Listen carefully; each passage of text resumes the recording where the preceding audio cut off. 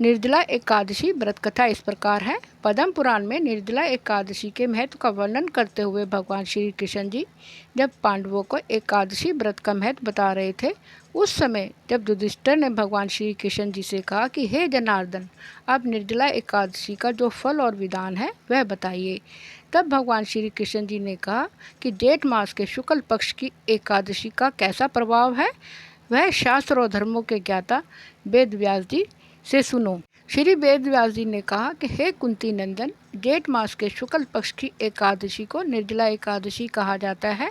इस दिन आचमन और दंत धावन यानी दांत साफ करने के अलावा अन्य कार्यों के लिए मुंह में जल नहीं लेना चाहिए, इससे यह व्रत भंग हो जाता है।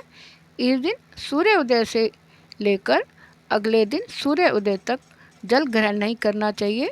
श्री वेद व्यास जी की बातों को सुनकर भीमसेन बोल उठे कि हे महाबुद्धिमान पितामह, मेरे सभी भाई द्रौपदी सहित एकादशी का व्रत करते हैं, लेकिन मेरे पेट में वक्र नाम की अग्नि हमेशा जलती रहती है, जिससे मैं भूखा नहीं रह सकता जब तक कि मैं जी भरकर भोजन न कर लूं।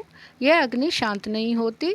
इस पर श्री वेद व्यास जी ने कहा कि अगर तुम्हें स्वर्ग की अभिलाषा है तो तुम्हें एकादशी का व्रत करना ही चाहिए।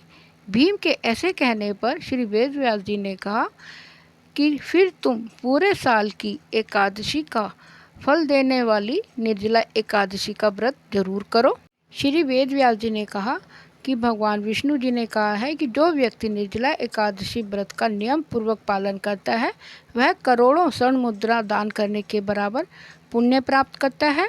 इस एकादशी के दिन किए गए जब तब दान का पुण्य अक्षय होता है, यानी जन्मों तक इसका लाभ मिलता है। जो व्यक्ति एकादशी का व्रत करते हैं उनके सामने मृत्यु के यम नहीं आते, बल्कि भगवान विष्णु जी के दूत जो पीताम्बर धारण किए हुए होते हैं वह विमान में बैठाकर अपने साथ वैकुंठ धाम ले जाते हैं। यह सुनकर भीमसेन उस दिन से इस निर्जला एकादशी के व्रत का पालन करने लगे और वे पाप मुक्त हो गए।